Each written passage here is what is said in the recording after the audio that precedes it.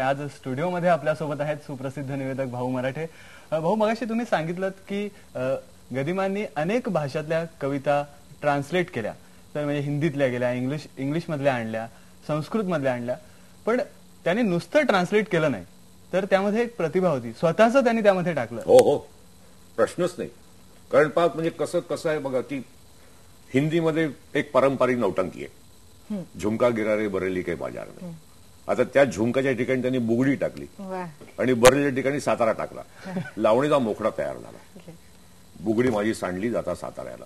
किंवा इंग्लिश कविता आहे nurses song नावाची, कम लिटिल चिल्ड्रन कम अवे होम. त्याचं मराठी रूपांतर त्यांनी केलं की या चिमण्यांनो परत फिरा रे घराकडे जाहल्या तिन्ही सांगा जाहल्या.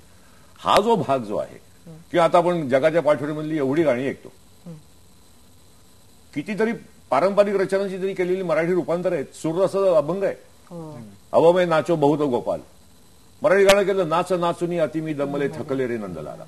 किंवा मीराबाईचा अभंग आहे माई मैने गोविंद लिनो मोल. एक कवडी खर्च न करता मी माझा गोविंद विकत घेतला. नाही खर्चली कवडी दमडी नाही वेचला दाम बाई मी विकत घेतला श्याम. एवढंच कशाला, चित्रपटाची शीर्षक त्यांनी कुठून कुठून कशी कशी आणली. एक मायकेल शोलोखोची कादंबरी and quiet flows the Don, म्हणजे मूळ रशियन कादंबरीचं इंग्लिश रूपांतर केलेलं आहे. क्वाइट फ्लोज द डॉन, त्याचं त्यांनी शीर्षक केलं मराठी संथ वाहते कृष्णामाई. किंवा एक ख्रिस्त वचन आहे की जगाच्या पाठीवरती देवाच्या पुत्राला डोकं टेकण्या इतकी सुद्धा जागा नाही. बरोबर 2 शब्द काढले, चित्रपटाचं शीर्षक तयार, जगाच्या पाठीवर. हा जो भाग जो आहे, हा जो व्यासंग जो आहे, हा फार महत्वाचा आहे. आणि असं चित्रमय लिहिता आलं पाहिजे. माडगुळकरांचा आणखीन एक मोठा विशेष म्हणजे चित्रमय लिहिणं. आणि भाषेचा तर व्यासंग होताच. एक लहरी हैदर होते, लहरी हैदर कोल्हापूरचे होते, शीघ्र कवी होते, मुसलमान असून मराठी पोवाडे करायचे. तर त्यांनी एक आठवण सांगितली 1957 सालच्या लेखामध्ये मला मिळालं. ते म्हणे मी माडगुळकर आणि फडके, जे सुधीर फडके, कोल्हापूरला स्टुडिओमध्ये होतो. काही कारणाने कॅमेरा बंद पडला म्हणून आम्ही बाहेरच्या पारावरती येऊन बसलो आणि गप्पा मारत होतो. तर मी माडगुळकरला म्हणालो की 2 ओळी अशा लिहून दाखव की ज्याचा शेवट ळ अक्षराने होईल, कारण आपल्या मराठीमध्ये ळ अक्षर फार कमी वापरतात. तर माडगुळकर मला 2 काय 5 ओळी लिहितो, प्रत्येक ओळीचा शेवट ळ अक्षरांनीच होईल, पण आधेमध्ये ळ तर चालेल का? म्हणजे चालेल. आणि जणू काही घरनं कविता पाठ करून यावं तसं माडगुळकर सांगून गेले.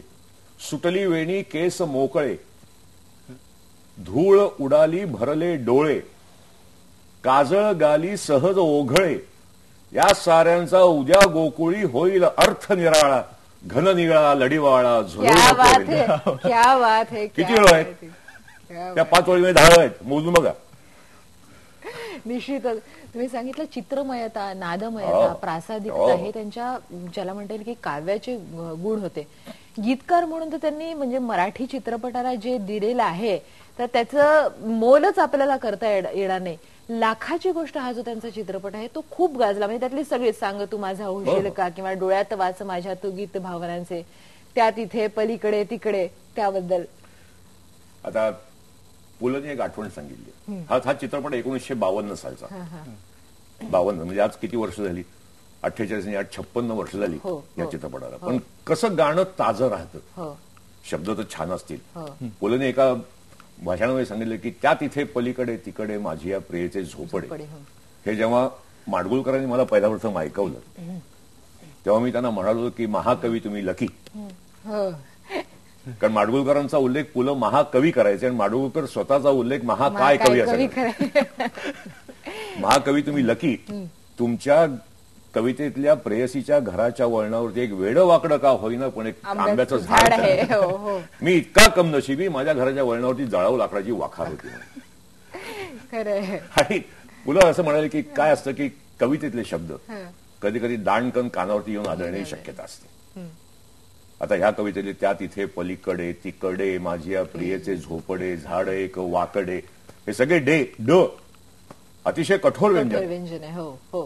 त्या कानावरती आदळण्याची शक्यता होती. पण तिथे सुधीर फडक्यांसारखा प्रतिभासंपन्न संगीतकार होता म्हणून ते सगळे डे अतिशय मऊ मुलायम होऊन कानावरती आले. आणि पुढे म्हटलं की ती गाणारी सुद्धा मूळची मालती पांडे अशीच आहे. क्या बात आहे भाऊ, तुम्ही खूपच सुंदर आणि रोचक अशी माहिती सगळी सांगतात आणि बोलतात.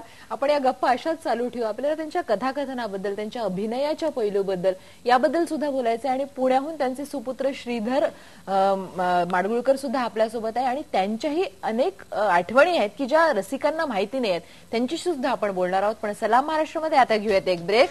फक्त IBN लोकमत.